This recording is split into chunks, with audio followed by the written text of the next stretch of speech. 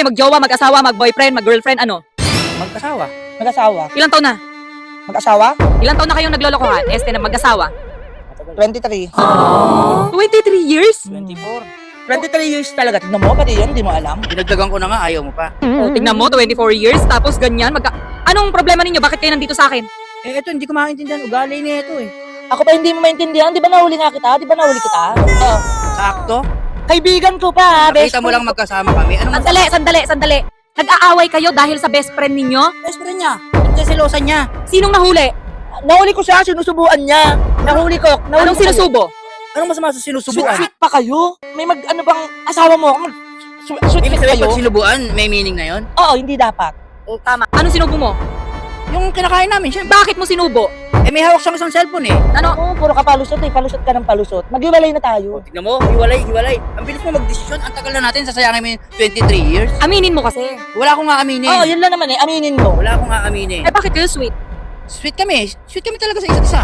Sweet kayo ng Niya best ba? friend? Hindi, eto, sweet kami talaga nito. Kaso hindi ko alam kung ba't siya nagsiselos doon sa best friend niya. Bakit kayo sweet ang best friend niya? Natural, mahal ko. Best friend niya, best friend ko rin. Ano daw? Mag-asawa kami. Alam mo ang gulo mo, walang ganun.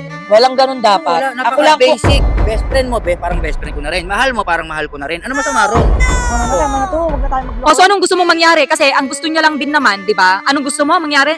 Maghiwalay. Diba? Hiwalay. Maghiwalay kayo? Pwede naman pag-usapan. O, pwede naman palang pag-usapan. Ilang beses na, ilang beses na Magalit ka pinag-usapan. kung may makikita kang ginagawa namin ng masama. Nasa kwarto, naghahalikan. Nagsusubuan lang kami, walang masama. Hindi pa ba masama nagsusubuan? Para sa akin, hindi. Kasi, ano yun eh, kumbaga, tanda ng pagmamahalan nyo, respeto. Kumbaga, tsaka may hawak sa cellphone. May hawak ng cellphone, so maubos na yung kinakain. Oo na, tama na yun. Maghiwalay na lang tayo. Ano mo? Ano? Akala ko ba gusto mo makipag-ayos? Bakit ngayon parang Pinipilit niya nga kasi yung mga bagay na hindi naman dapat. ano lang ba ang kailangan niyang malaman? Wala siyang Aminin dapat mo lang, malaman aminin mo at lang. wala akong dapat aminin. Oh. Sige, Kailangan mo ganito na lang. magtiwala, Sige, okay? ganito na lang. I-block ko mo. I-block ko. Pag binlock ba niya, magkakaayos kayo? Oo, mahal ko naman siya. O, yun naman pala eh. Napakasimple lang naman pala. Para block lang. I-block mo para magkaayos kayo. Uwi ka na. Oh, ikaw magpindot ng block. Ayun. Okay na kayo. Ayun na. Mas maganda. Huwag ka ma-insecure kasi kahit mas maganda yun, mas malaki. Mas malaki, mas mahal mo siya. Mas mahal kita doon. Ayun naman pala. O, i-kiss mo na siya. Napatawad mo na siya, di ba? O, i-kiss nyo naman ang isa't isa.